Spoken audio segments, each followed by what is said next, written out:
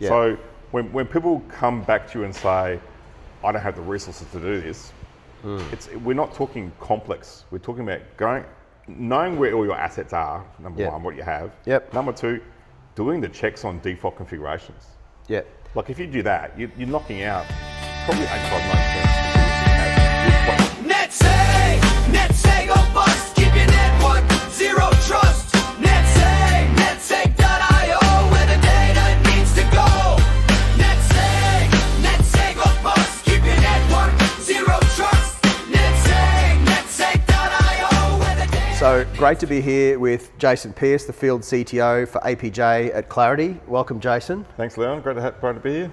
Great to have you here. Thanks very much. No worries. So before we get into things, tell us a little bit about your history, what's led up to what you've been doing at Claroty now. Is it 3 years you've been in the business? It's 2.5, yeah, almost 3. Yep. Yeah, okay. Yeah, so look, I've got a weird background. So I was a commercial pilot in Pearce life.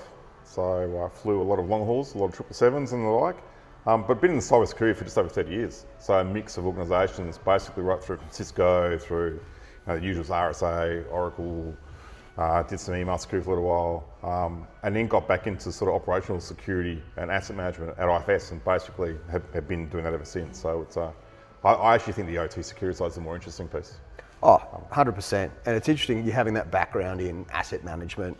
Yeah. And even when you're a commercial pilot, when you're operating something that's mission critical, lives can be lost. This is not And it's very structured too. So Yep. I think if you look at our industry, right, the way that we approach our customers is, if you don't have a strategy and a program and a plan, then you're going to miss something. Yep. And so I actually equate this back to flying sometimes, because I tell people we have a very rigid checklist and things we go through, and if you miss a point or miss a part of that checklist, something catastrophic could happen potentially. Not that it usually does, but it's the same in our world. If we go around the fact that I'd say to people, assumption isn't resilience. If that makes sense. So don't assume you know what you have. Don't assume you know where it is. All that kind of stuff. Yeah. Because ultimately, like the thing that strategy, will buy right? you, that's the You thing that will buy you assume you can't be attacked because you've got an air gap. Correct. Well, how do you even know? Yeah, and look, we still have the air gap conversation with some customers, believe it or not. And then you tell them what an air gap actually is, and they go, so that USB dongle that's got Bluetooth hanging at the back of a Wi-Fi is not an air gap. You've got all your assets now, in most cases, connected to very flat network structures. Mm-hmm. So you have all these devices and assets that are not built for security, interconnected into your core network. So you know what that means. Blast radius becomes enhanced. A simple phishing email can potentially now become something much larger operationally, and that's what we're trying to avoid. Yep. Yeah, right. And so can you tell me a bit about some of the conversations you have with customers? Because the field CTO role, I think, can be a really good advisor role with deep vendor domain expertise. And I've seen some, certainly not you, but I've seen others where it's basically a glorified sales role with a different title. Do you talk to customers about product much, or what sort of conversations do you have with your customers? Yeah, well, me, I'm the world's worst sales guy, so I don't know about that. So I guess my role at Claroty, I sort of put it's more CISO than CTO. Yep. So I don't spend a lot of time talking about Claroty product to customers. Like I can have the Claroty conversation where it needs to. Yep. But most of the conversations I have are with either execs or engineers or head of asset that don't really care about the product so much. They care about the outcome. Yep. And so that outcome is driven through a combination of people, process, technology. Yep. So the Claroty piece might be 30% of the overall equation. So when you walk into, like I'm doing a lot of board presentations at the moment, which has been a lot of fun. And that conversation is very different. It's about operational resilience. Mm-hmm. So I tend not to use the word cybersecurity anymore, because I don't really think it's applicable to OT or CPS. I think it's more resilience. And once you start to have a resilience conversation with a board, an exec team, an asset owner, the conversation changes. Yes. So, typically with cybersecurity, it usually means IT's ramming something down my throat and I've got more work to do. Yep. Whereas resilience is, I'm gold on keeping this asset operational for as much as possible. If you can help me, great. Let's talk about how that happens. Yep. And that's where that program comes into play. Obviously the playbooks, the runbooks, the process. Yep. And if you have those things lined up, then the technology should suit that requirement. Otherwise, what happens is you go and buy a great product. You can buy any of the OT vendor products. Yeah. And if you don't use it or don't operationalise it, it's shelfware. Yeah. So we all get shiny new toy syndrome.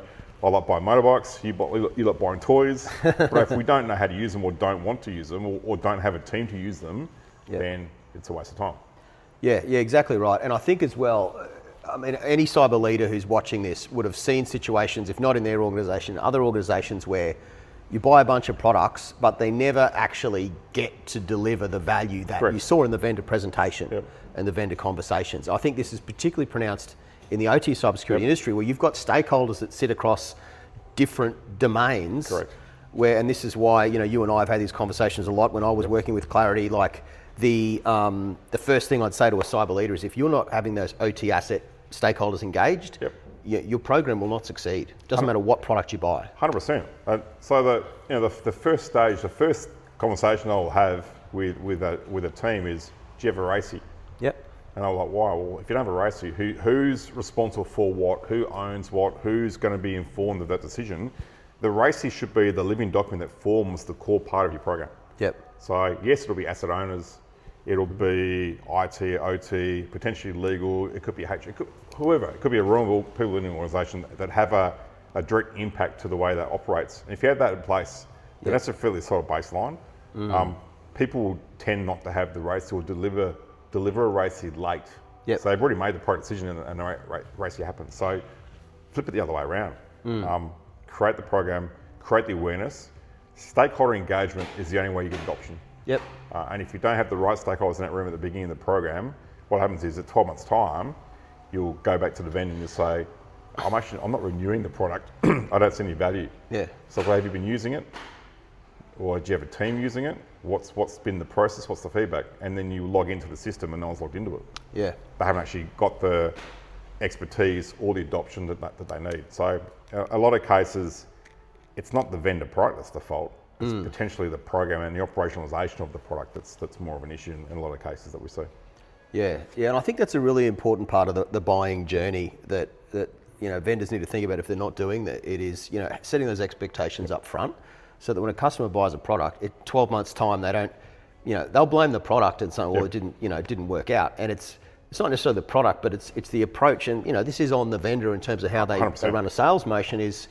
Setting those expectations up front and making sure the program's successful. Yep. It's not about buying a product, it's about buying the outcome. Yep. So ultimately it depends on the maturity of an organisation. If you're a critical infrastructure provider, for example, you potentially have a fairly good grasp on your requirements and the KPIs you measure your business. Yep. So how do those KPIs then extract into an outcome that this program can provide? And that's a combination of people, process, technology. If you don't have the KPIs, how do you measure the success of the program? You can't. You can't. Yeah. So, yes, every organisation is different, but there's probably, I typically have a list of 10 to 20 core KPIs that I'll say, here's an example of some KPIs you might want to use. Yep. Tweak them, play with them, change them, whatever. Yep. And you see them actually thinking about it, and not one of those KPIs is related to cybersecurity. Yep. It's all operational resilience. It's all, do you have your asset classification? Do you have device purpose? Do you have an asset owner? Those sort of things are very much more specific to the OT realm. And that's what they need. They need to see that, because that's the Kickstarter. Then to say, okay, I need to think about how I'm going to do these things. Yeah, that asset integrity is the foundational element before you do the cybersecurity. And you're absolutely right. Like, more and more I have these conversations, the more it just highlights to me that industrial cybersecurity, it's not about cybersecurity. It's cybersecurity risk as a root cause that can impact safety and operations. 100%. Cybersecurity in our realm is someone in our organisations received a phishing attack, it's got ransomware, and then being able to get onto an asset, map the network, and then what are they looking for? They're not looking for data potentially. They're looking for what are the key assets that are going to cause the most disruption.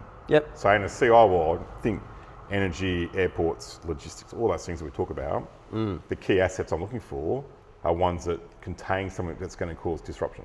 So very, very rarely do we see a direct OT attack. Well, that's changing. We're actually starting to see more state-sponsored target attacks against critical infrastructure. But for the most part, I would say, and I think ASD actually had the same outcome a little while in their report, saying most organisations in Australia, CI, have probably already been breached. Yep. And they just don't know it. Vault Typhoon. Yeah, I mean, that's the 100%. answer to everything. Because I think the US is probably a little bit more regulated than Australia, similar. But if Vault Typhoon's been in some of these organisations 5 years, you know, if you run a paper mill in country Victoria, well, you're probably going to be in there too, if that's a big enough target. And that's the thing. What's really interesting in our world is that you'll go and spend time with the customer talking about resilience and the rest of it. You run a POC, and you will find a WannaCry or a conflict or something in the environment. Yep. And it's still not enough to kick them into action. So we're missing a trick there somewhere, that we haven't tied the discovery of a potential risk to or a potential breach into risk to the business. And so what do? You take that and you say, well, if you're a $1 billion business and you know your operation 24/7, your hourly downtime is X dollars. Yep. This potentially is a 4 to 5 to 10 to 20 hour outage. Yep. What does it equate to dollar-wise? You've already funded your program. And is that the Sans-Rossi framework, return on security investment, or? There's two ways you can do it. One is just basic mathematics to say that, you know, and you can average it out. So every industry has you know, what we call a different rate of occurrence. So when I do Rossi, I'll take annual rate of occurrence. So each industry will have anywhere between 0.5 and 3 expected incidents per year. Yep.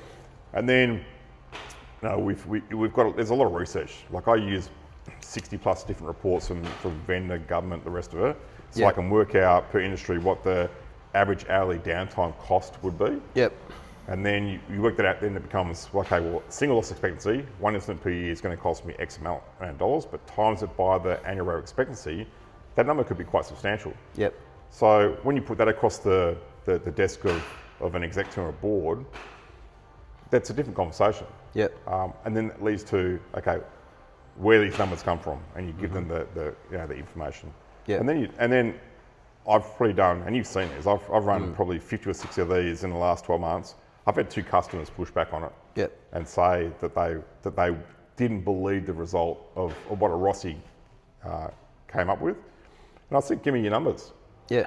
One didn't even have the numbers, so they can't argue it. Yeah. And the one that did have the numbers, we realised that they were actually producing similar numbers for cyber insurance policies. So when we run the numbers back through Rossi with their numbers, we're out by like 5%. So the industry averages are pretty good. Yeah. Especially when you've got multiple sources. If it was purely a Claroty report and with Claroty numbers, or a single vendor, you'd say, okay, whatever, you know, pie in the sky. But when you've got 50 or 60 different reports saying the same thing, then you're on the right track from a directional. Like, it's never going to be 100%, but directionally it can be pretty accurate. And this sort of thing, you shouldn't aim to be 100%. You should get like a rough order of magnitude that helps you quantify, and then it can be properly prioritised in your overall risk scenario. 100%. And you know, I learned this I was talking to a power transmission organisation once about, you know, risk reduction and things like that. And you go, you know, Leon, what our biggest risk reduction investment is? Trimming trees. Yeah. Because if there's a bushfire, and the trees near the power lines, then we have power outages that are very expensive and take a long time to get the power back online. And that gave me some perspective of, as cyber people, it's natural to be enthusiastic about the cyber lens, but that's often, you know, it needs some investment, but it's probably not the most critical element of a risk reduction investment, but it's still important. And I think, as you said, having that right kind of education and a quantitative education where you can show your workings and validate what the cost impact is, you know, arms the business with objective information they can use to make a good risk-informed decision. Yeah.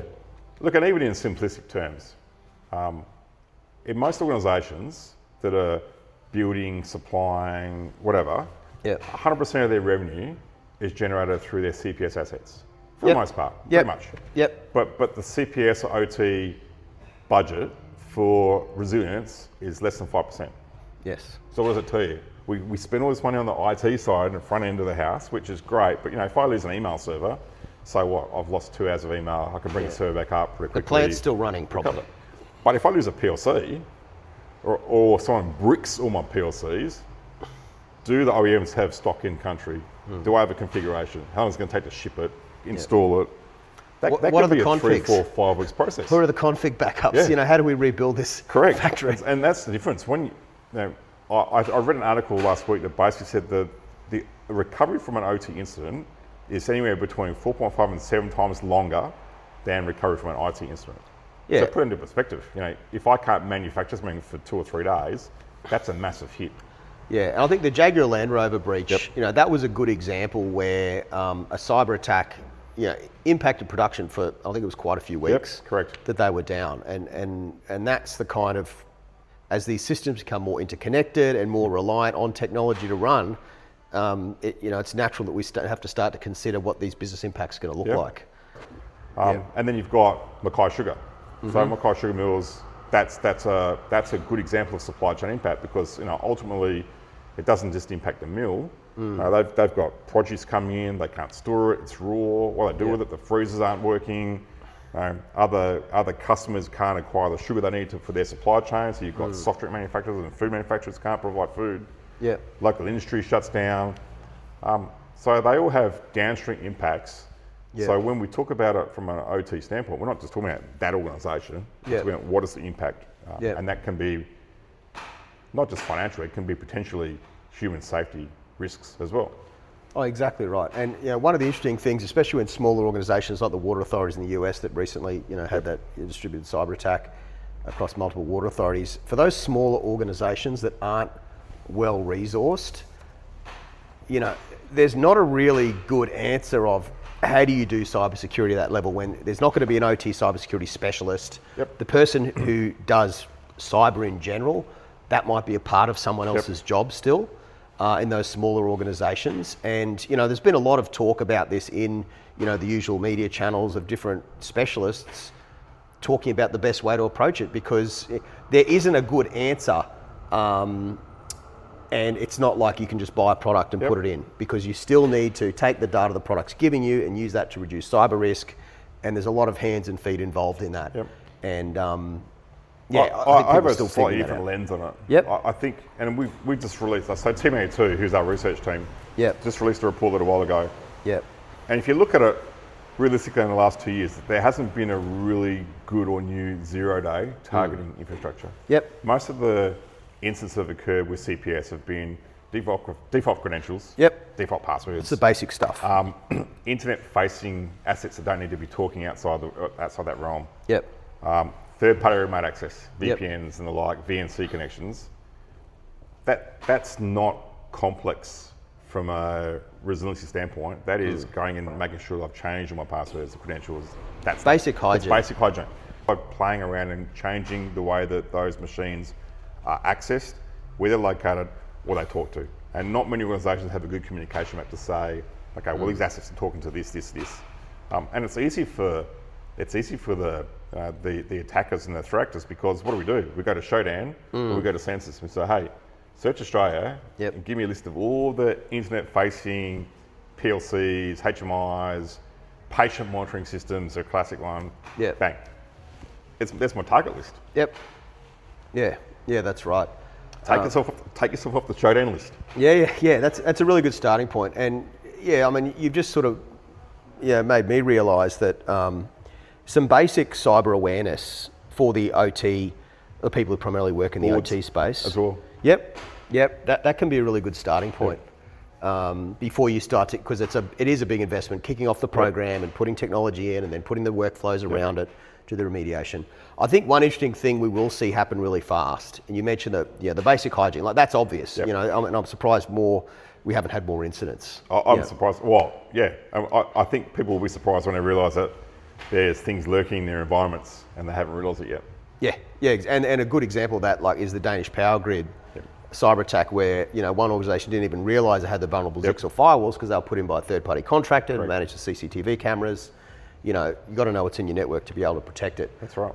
One thing I think will hit an inflection point really fast is the idea of embedding AI-driven malware payloads into these organisations because it's a simple case of if I can get an AI malware payload into an OT organisation, I don't need an open channel into the organisation. I just need it to find a way back to my command and control and either find a vulnerability, and as we know, it's very hard to keep OT systems to current patch level, or create a new zero-day vulnerability and break out of the sandbox, as what happened with that that open AI model that broke out of the sandbox. I think the interesting with AI is it actually helps the threat actors more because the human resource required to research and build has gone. Like it's gone from weeks to basically minutes. So the effort to create something new isn't onerous. So it's actually quite attractive now. Yep. But also there's so much publicly available information regarding those assets. You can very quickly find out how something operates and potentially create something that's specific to that vendor, that machine type, that serial, whatever. So a lot of the risk there is now the ease of access to information to actually craft these things. Where I think we're heading and where it's going to get to now is that AI's here, right? We're not. It's not going anywhere. Yeah. Genie's out of the bottle. Yeah. so we have to, as a vendor community, but also I would say more as an OT resiliency community, have to be aware that it's actually going to make those attack vectors much easier. So the basics become way more important. Yeah. The vendors will start releasing AI technology in their toolset. No, we do the same thing with Claroty. We've got Claire that's running and things like that. That will increase, and that will become more mature. But there's still a learning period. Yeah. So if you think about the way that most of those AI engines are built, they're built with a lot of IT cybersecurity knowledge. Yeah. Not a lot of strong OT background. So to do that, you have to have realms of information, data lakes worth of stuff, that thing. So that will take a while to catch up and mature. But I think we're in for a rocky period just because it's so unregulated now. Yeah. AI is not going to stop an attacker creating code because it thinks it's bad code. Yeah. It's actually probably going to enhance it. So, hey, I can make this better for you. Yeah, exactly. So we have to be on the other side of the fence, one step ahead of it to say, okay, we need to now,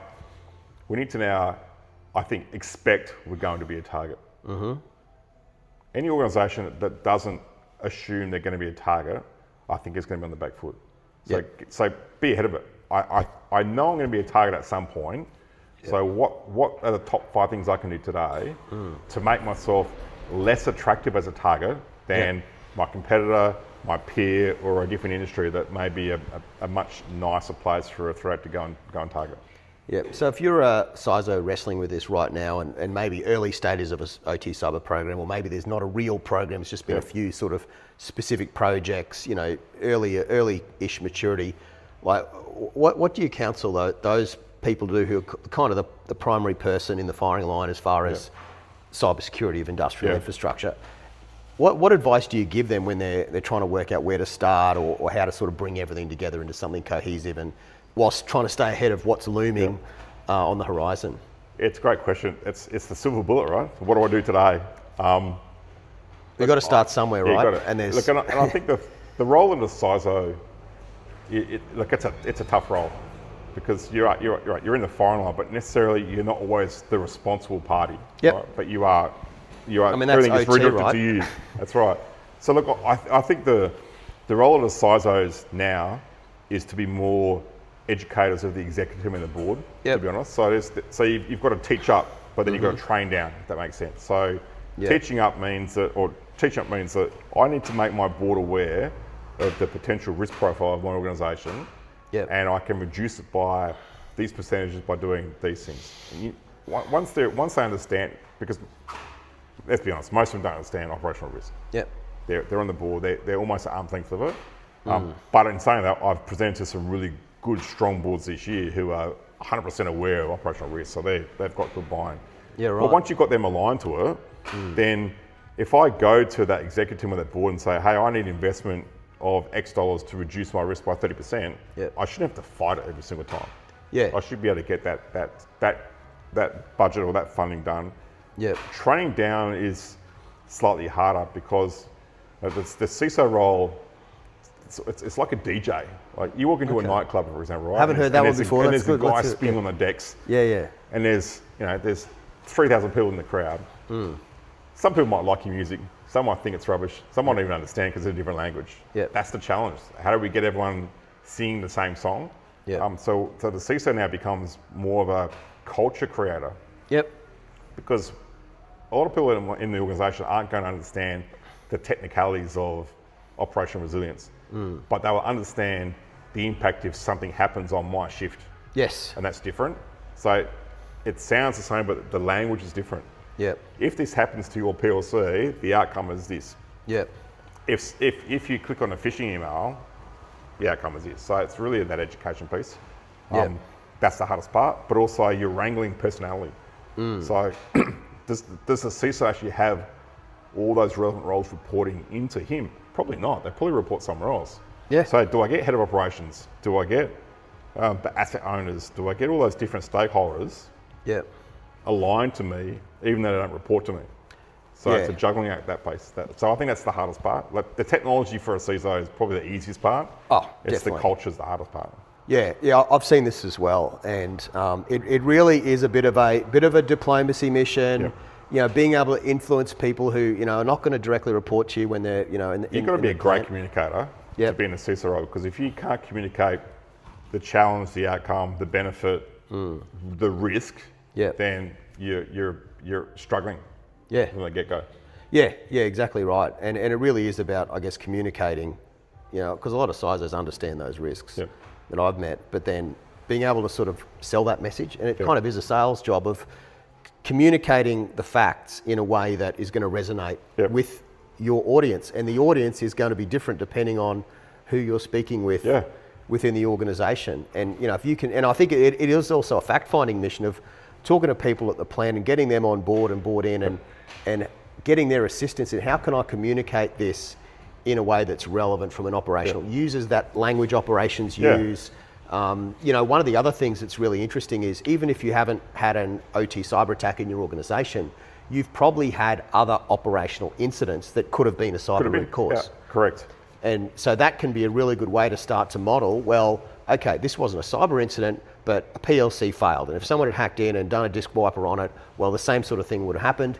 And this is our exposure to cyber as a root cause for the same kind of $2 million incident occurring. Yeah, and look, there's a couple of things that my brain just clicked on when you were talking. First one is, how many executives had done a site visit to a plant? Aside from doing media photos. Yeah, correct. So number one, if you want to build a rapport with those people, go and spend time at their site, go spend time at their plant, understand what they do. They will gladly walk you around. And I love a site visit. Same applies for a vendor. If you're a vendor trying to sell an outcome to a customer, and your SE and your SaaS team and your field CTO has never been to a plant or a site and seen it, that's actually the best way. That human connection sounds silly, but the human connection makes a huge difference. You've just reminded me of, in my Claroty days, it wasn't me personally, but one of the guys reporting to me was working with a customer, and I was in that meeting too, and they hadn't actually been to a plant yet. And we said to them, you really should do a site visit. You've got a plant in the same city, go out there and do a site visit. And it was 3 weeks later, we met them we had lunch with them, right near the plant, and they'd just done a site visit that morning. They're like, wow, it was so interesting, and they were so interested in cyber. They were asking questions about vulnerabilities in the plant and things like that. And 99% of success is showing up. You show up at the 100%. plant, understand what's important to them. Seek to understand first before you start telling them about how they're everything's going to catch fire if they get hacked, which is probably not a productive conversation to start with. But then you've got a good working relationship to be realistic about, well, here's a risk factor that we haven't thought about that we need to start thinking about more, and let's work together on keeping things running safely. You've walked in their shoes for an hour, 2 hours, 3 hours a day, however long your site visit is, and that's a really important thing, because if something goes, and this is a good lesson for the CISOs as well, and for anybody, is that if something goes wrong at one of my key sites, the person who knows the outcome of that asset being down the most is the owner of that asset. I can't patch it. What can I do with it? I can't unplug it. I can't take it offline. What's the impact to process? Is there an impact financially? Is there an impact human safety wise? Is there an impact to the public if it's water sewage treatment, for example? Those sort of things. So the asset owner knows that stuff. So the site visit helps to build that rapport. And then what happens is, if they feel like they're being listened to, they're more likely to adopt a program, not a tool, but a program when it gets rolled out, because they'll be part of the process. And then they end up becoming your biggest champions to 100%. Sell it to the other operational people that are skeptical about, I'm going to get more work to do. That's exactly right. And that site visit can also be a good precursor to running an OT cybersecurity tabletop. Correct. Because a lot of people run cybersecurity tabletops every year. Have you run an OT cybersecurity tabletop? Because you want a good representation across different roles within the OT, Yep. as well as your own security teams and maybe a legal person as well. And then when you start to workshop a scenario Yep. that is, same sort of operational things that they have emergency procedures for, but where it's a cyber inject, all of a sudden it becomes real. Yep. And the other thing, I did some videos recently on good practice for running OT tabletop. If you can get a person from within the plant to help you design the tabletop, make it super real, use the language they use. Go, yeah, we had this error on this machine. Yep. And then the people sitting around the room goes, how do you know that language? Oh, this person helped me design it. It makes it more real. And then you're starting to get really good buy-in about, okay, this is, thinking about the best way to approach it. And then you've got an ally to help you run the program. Because without them on the journey with you, you're not going to get anywhere. Yeah, and it was a good video too, by the way. I watched it. Oh, thank you. But I've seen the absolute worst. So I actually was asked to sit on a tablet exercise outside of Australia. Yep. So Australians are safe for this conversation. And it was exactly that. The scenario was a major manufacturer lost a PLC and the production line had shut down and they wanted to triage what was going on. So they actually started it properly. They got a good group of people in the room. Mm-hmm. They went through their policies, where they were located. They started to read out stuff. And then the question was asked, what's a PLC? Yeah. Yeah, well that was the first question. So they failed at the first question. What's a PLC? Yep. Because there wasn't a single OT person in the room. Yeah. Top. So they're all looking around going... yeah. And it's quite a common thing. So again, we keep harping on stakeholder engagement, but that is the number one way you can reduce your risk, is to get the right people engaged early and throughout the whole process. Yeah, that's exactly right. Like, I mean, if you're running a tabletop and you don't have good representation from those stakeholders, then you might as well not run it, because it's not going to be a useful exercise. No. And then you've got, we talked about downstream before. I mean, look at data center. Tie AI and data center together, right? Yeah. Now, everyone in data center does a great job at protecting what's in the rack. Mm-hmm. But what gets protected, what's actually keeping the rack online? Yep. And so a great conversation related to supply chain is, if I'm a big DC provider and I've got hundreds of racks full of GPUs, and someone manages to break in, and this is quite a common use case, someone actually gets access to my BMS and they jump into the thermal cooling system, and they basically change the parameters of thermal cooling, and I basically overheat and lose all of those GPUs. Yep. What happens? Yeah, it's huge impact. So the impact is probably threefold. It's okay, well, oh shit.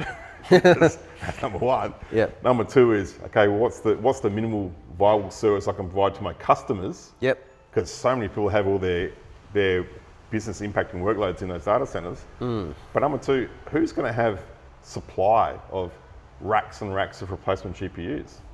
So how long am I going to be potentially offline for through that? Yeah, it's a huge risk and factor. And it impacts, we had such a heavy reliance, or we're starting to build such a heavy reliance on AI now, powered by these data centers. Yeah. So, imagine that you lose the ability to provide that service for an extended period of time. What impact does it have on multiple people, multiple industries, whether it be emergency services? Yep. It could be airports, it could be anything, right? Critical infrastructure has a heavy AI alliance. So if you take that ability for them to use that away from them for an extended period of time, what happens? Do we have a backup plan? Do the humans still have the ability to function as humans and make those decisions, or we still have a heavy reliance? And that's where that becomes important from a supply chain standpoint too. Yeah, well, you made a good point. As these systems become more automated and interconnected, the manual override option is less and less a viable option. And then it's like, okay, well, we're just going to close the doors until we can get it back and rebuild the tech that runs it. And, like a data center, consumes the same power as a small city. 100%. Right? And it's basically a city on its own. So you're shutting down a city. And then everyone else who's relying on what that, what's running in that data center, as you said, all those workloads, you'll have all sorts of flow-on effects you didn't think about until it actually happens. Yeah. And that's probably a good thing to think about, especially if you're a data center provider, but if you're reliant on, what happens if that data's on. So my point there is, typically, if you want to, and I've seen this happen in the past, is if you want to host your workloads in a facility like that, there used to be, remember the question, remember the tick box, do you have this? Yep. Now, they're more mandated to give their end customers much more detailed information. Yep. What is my risk?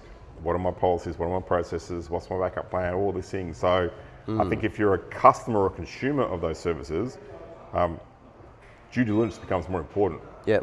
Which then in a good way puts pressure back onto the data center provider to make sure they've got not just very strong IT controls, because we know that it's a given. They have great controls on the IT side. Yep. But what sits under the tiles? What's protecting the racks? Yep. Think about that from a customer perspective, because that'll be the thing that bites you more than potentially losing a server because of an IT incident.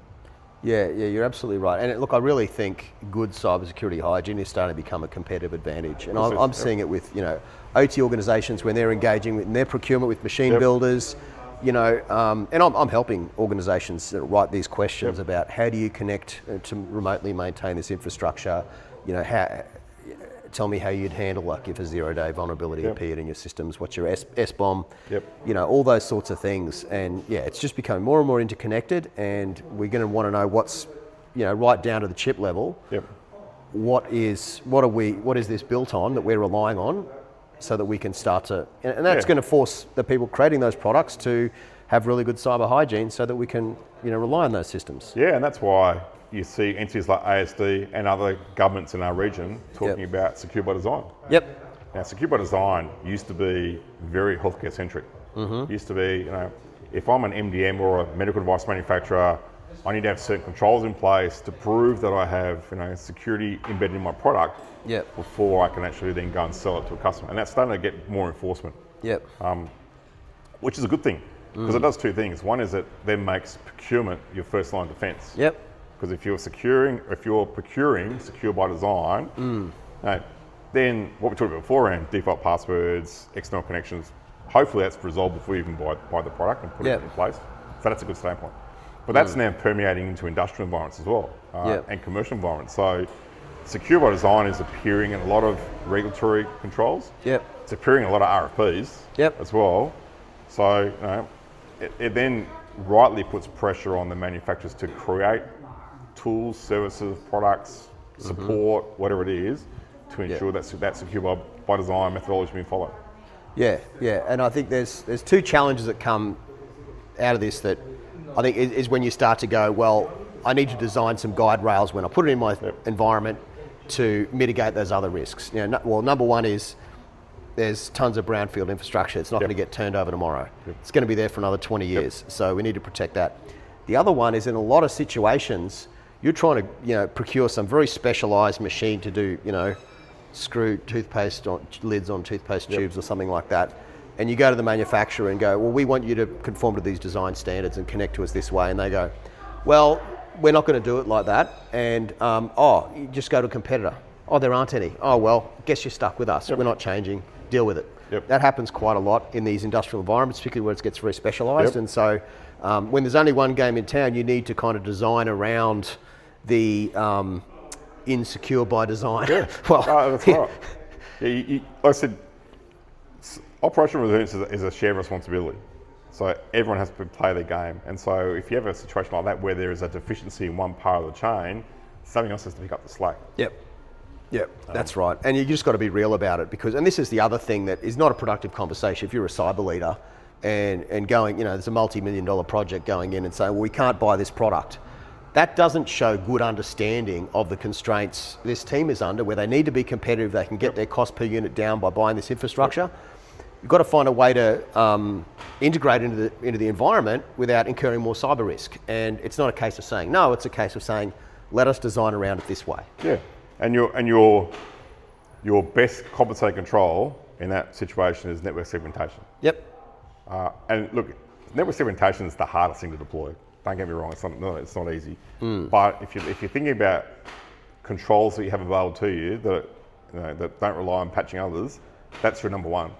Because you are then maintaining the operation of that asset, even though you know it's got some potential weaknesses to it, but you are absolutely reducing the blast radius of a potential lateral movement to that one segment, which in most cases you can still work around.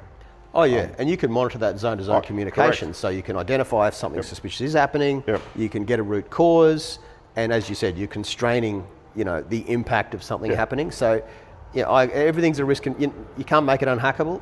Everything is, risk informed, and you just got to make good risk reward decisions. It's a much stronger control than air gapping, put it that way, because you actually can lock it down both policy but also communication wise. So if you can reduce what that asset is communicating with and to and how, then your chances of being compromised or compromised out to a CNC server becomes significantly reduced. Yep, yeah, 100%. No, that's exactly right. Oh, that's really, really good, Jason. So we haven't really talked about the Claroty product at all, but it's an interesting space, and I think there's, people need to buy a product at some point, right? And so what are you seeing in sort of the evolution of what people need, where that technology, that 30% I think you said that inform, guides the rest of the program, like what sort of investment you're making, how you're using AI, maybe share a little bit about sort of where Claroty's investing and why. I think that would be useful just for people to understand. Yeah, and it's a good question. And obviously that's why I'm here, because it's Claroty stuff. But look, well, it's the stuff around it that really makes it work. And I think this is the core message that you've always delivered is it's not about the product you buy, and different capabilities and different products, that's one thing. But a lot of the value is actually how you use it and how you marshal the human resources in your organization to effectively get the most value from a technology investment. So look, the Claroty spiel I typically use when I talk about technology to customers is the fact that if you don't know what asset you have, where it is, what it's talking to, what its context, who owns it, what its purpose is, then your ability to do instant response is tarnished, because you need that information to flow into that process. Yes. But also, we're moving away from vulnerability management. Exposure management is your best approach for two reasons. One is, and I said this to a customer that... Sorry, you keep going, and then I'll ask you to define the difference between vulnerability and exposure. Yeah, keep going. So, if you're getting a tool set that's providing you dashboards full of vulnerabilities, then the dashboard's just an expensive screensaver. It doesn't mean anything. But if that dashboard's giving you contextual information around a remediation and a true risk of a potential vulnerability in your environment, different story. So then we talk about known exploited vulnerabilities. So the difference between vulnerability management and exposure management, in my mind, is that vulnerability management is solely focused on identifying vulnerabilities in your environment, regardless of where they are, what they do. So it's basically, we search, we see a particular software version, we say, that's vulnerable. So we call it as an alert. Or we see a potential firmware or something, we say, okay, that's vulnerable because we know it's been vulnerable through lists and things that we've identified through CISA and others. Exposure management is very, very different. Exposure management says, okay, you might have this asset in your environment and you might have the same firmware or software version in your environment, and it's known to be exploited somewhere else. But because of the controls you have in place in your specific environment, the chances of this becoming an issue for you are significantly reduced. So we give it a lower prioritization. So you end up focusing on your high value, high risk vulnerabilities or exposures to remediate versus trying to troll through a list of 10,000 vulnerabilities that have been identified by a tool. That's the big difference. Much more important in an OT realm, because if I am truly looking at my exposure, and we all know we have very, very small teams, the exposure and remediation has to be backed up by a manufacturer recommendation. It could be an industry recommendation. The vendor, like a Claroty, might make a recommendation as well. So here's the 3 steps or 4 steps to go through to reduce the risk by this much, or whatever it looks like, in your environment, based on putting in these things. And those remediations aren't always going to be patching. It might be, hey, the vendor has a new firmware version, speak to the OEM. So go and speak to Rockwell, Honeywell, and ask them from their support contract to potentially upgrade the machine for you. Or what other compensating control can I put in place? So we talk compensating controls a lot because of that reason. So exposure management is driving an outcome of reducing exposure versus trying to firefight. Like vulnerability management is like a bushfire. It's like, it's out of control. We have a couple of hoses. It's very hard to get. Exposure management is more, we've already done all the back burning. We've already set the boundary. So we now know what we need to focus on that's high risk, medium risk based on that, and we can go and target those more effectively. So that's that part of it. Threat detection is still key. Threat detection now, from a Claroty perspective, relies very heavily on a couple of things. One is our research team. So Team 82 does a fantastic job, and we release a lot of threat intelligence into the broader community through CISA and other government bodies, etc. Yep. You've got a massive data lake of assets that we know and we use and we leverage to extract information from. Yep. We obviously have Threat Center, so we'll actually give you threat information that is specific to your environment. So we won't just dump threat intelligence on you. We'll say your environment has these assets or these controls or this setup. Here's threat intelligence that's related to you. That's important. Yep. And then the last part's compliance reporting. It's very, very hard for organisations to meet their obligations for reporting. Yep. But from a Claroty standpoint, we've actually now got compliance reporting. So you can walk into your dashboard and say, I want a 62443 report. Bang. Here's where I sit today. Yep. I want a NIST report. Bang. I want a HIPAA report. And it lists out. Now, obviously those reports don't take into consideration the people piece of it or the process for some part. They'll look at the way that you've got things configured. They'll look at your segmentation. They'll look at ownership. They'll look at those three things. But again, it's going to give you specific asset information to those reports. So you can still make a significant improvement. But that whole end-to-end piece. So that relies heavily on the asset piece. Yep. Relies heavy on asset ownership, device purpose. And then once you have that, the rest of the product flows through to give you some pretty effective ways of reducing that risk and improving your resilience. Yeah, and if I were to sum up what you've just shared, which I've actually made a couple of videos that I'll link to in the show notes around specifically the exposure management and threat detection use cases, and I actually use Claroty to illustrate how it works in a tool, but a lot of it is, like 90% of the video is actually just the whole concept of the workflows around it, things like that. You're taking a whole lot of data that is going to be overwhelming for anyone to handle, and you're contextualizing it and narrowing it down to the few key things that are going to make the biggest impact. Correct, 100%.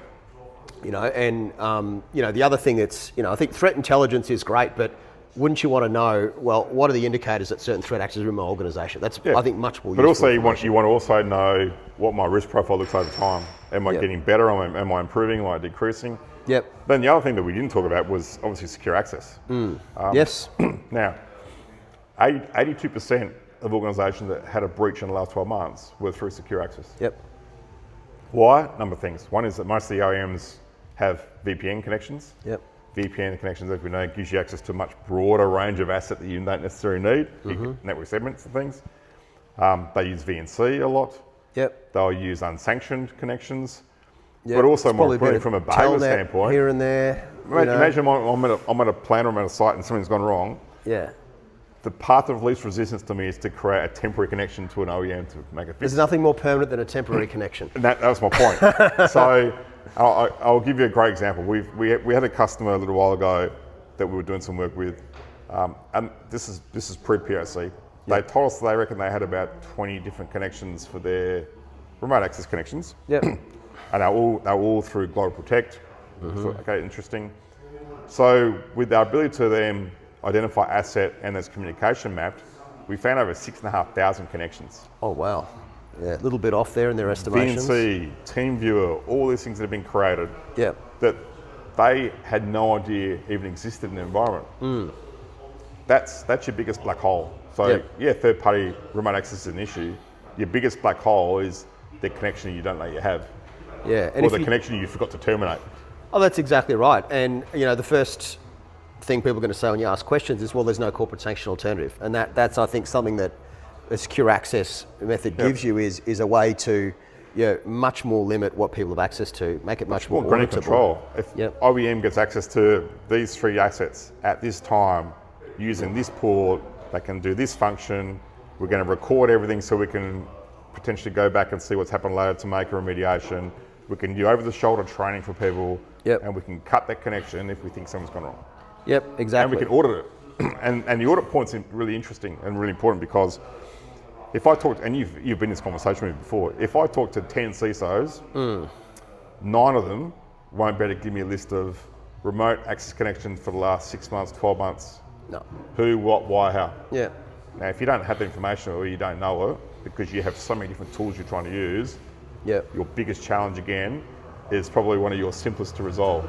Yep. Centralized secure access, granular control, multi-factor authentication, the least privilege to everything will help you exponentially. And it is the sort of thing I think that does require a specialised OT solution, just because of the nature of, how layered these networks can be, and the ways people connect, and the criticality, and because remember we talk at the Purdue level, and we talk about different access points and where they should be and what the communication paths should look like. So you need something that's aware of yes, the Purdue model, which is, to some extent is probably lesser leverage than it probably should be. Yeah. But also different protocols, different types, different things that we look at in the OT world. Yeah, exactly right. That's great, Jason. Any closing thoughts you want to share with the viewers, just about sort of general what you've seen, the best sort of advice you give to people embarking on these journeys? Yeah, look, I think I said it right at the very start. Assumption isn't resilience.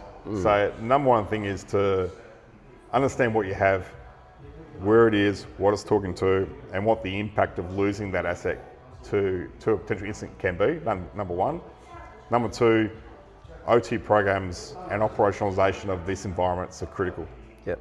So if you have a good, strong program in place, you have a strong engagement group, stakeholder engagement group, you have regular trainings, regular occurrence of type of exercises, and you've got people engaged in the culture of OT risk resilience, then your environment will be much beneficial for it. And that's the key thing is, again, this is not a technology conversation. This is a people process technology conversation. Couldn't agree more. Thanks very much, Jason. No worries, Great to have you. you. You too. Appreciate Thank it. you. NetSeg!